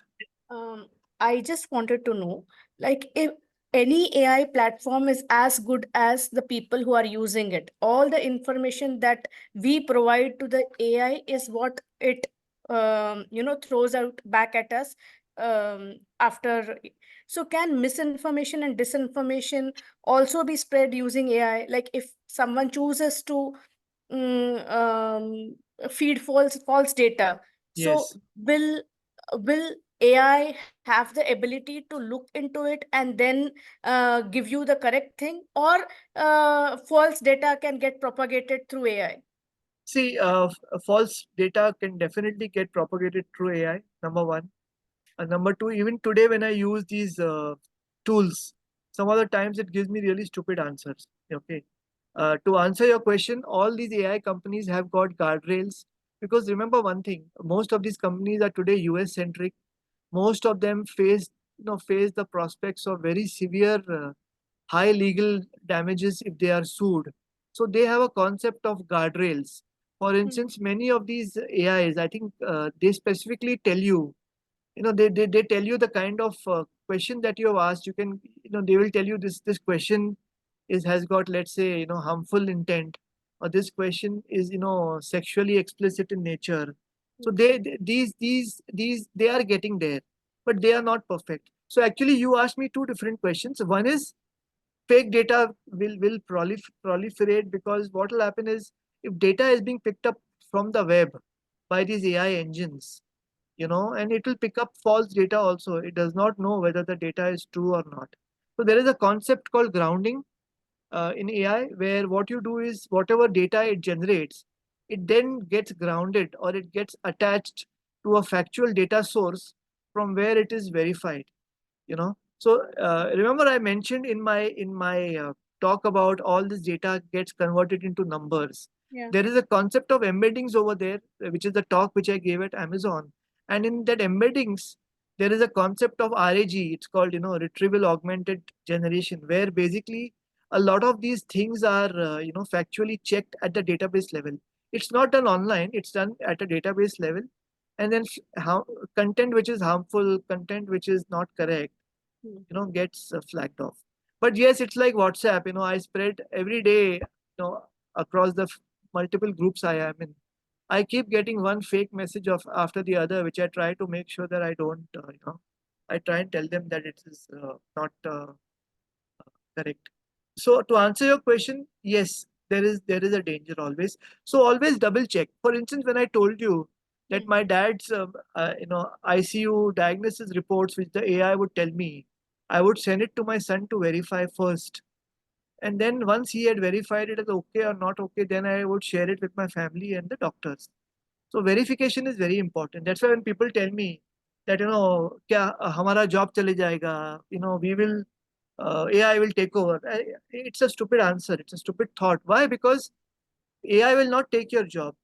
Your not being up to date with your job will take away your job. So if I have to be the best physician in the world, AI will never take my job, because besides the knowledge, I'm also having the hand and touch, feel or whatever with the relationship with my patients. So the answer is self-knowledge. The answer is really self-learning. Now, when I gave the example of Azim Premji, learning 2 hours a day continuously every day, at the height, and he doesn't need to learn. I mean, he's got enough money. The point is that he wants to be on top of his job. So, Mayank, you cannot upload images or PDF in ChatGPT 3.5. You can do it in ChatGPT 4. In 3.5, you can upload text. So you convert your PDF into text and you upload it in 3.5. And so we are past 6 minutes past. Any more questions? Any other thoughts, suggestions? So Okay, thanks. all nations' data are available in AI, sir. Sorry? So every nation's data is available on AI. Whomsoever only- in the world is using PC, is there any way nations can protect their data? See, there is a concept of a walled internet, which China has done. Okay. So first of all, what is this data? This is data which is there lying on the web. So my company, ktech.co.in website has 800 pages. Okay. This has been over the past 15, 20 years, this has been uploaded. It is lying on the web. So what I can do is, if I'm a web developer, if I have some data on my website, which I want the search engines. See, search engines like Google and Bing came much before AI. So every night, or I can tell Google search engine to visit my website and not pick up pieces of the information. For instance, 2 weeks back, I uploaded a document which was, secretive, meant only for a few people, to the web. I gave them the link, and I specifically on the same day I told Google not to link that document. So they are respectful. They would not parse that document. So countries like China, they have a walled internet. So they don't allow their data to be shown to the world. I think probably even South Korea has. And see, the best part about the AI revolution is it can understand multiple languages. So if I'm uploading a Hindi document also, it tells me it can read and understand it. So yeah. Yeah, thank you. Thank you for anything else which I have not answered. Any other doubts that you have, kindly let know. So we still have 15-20 minutes left. And if there are no more questions, shall we log off? Yep. Thank you, Mahesh. Sure. I think Okay. thanks a lot, Mahesh, for this. Thanks a lot. Yeah. I hope it was useful, and I would suggest if you can share your feedback whenever convenient, it really helps. Yeah, sure. Definitely. Yeah, Malati? Yeah. Yeah. Okay. Thank you.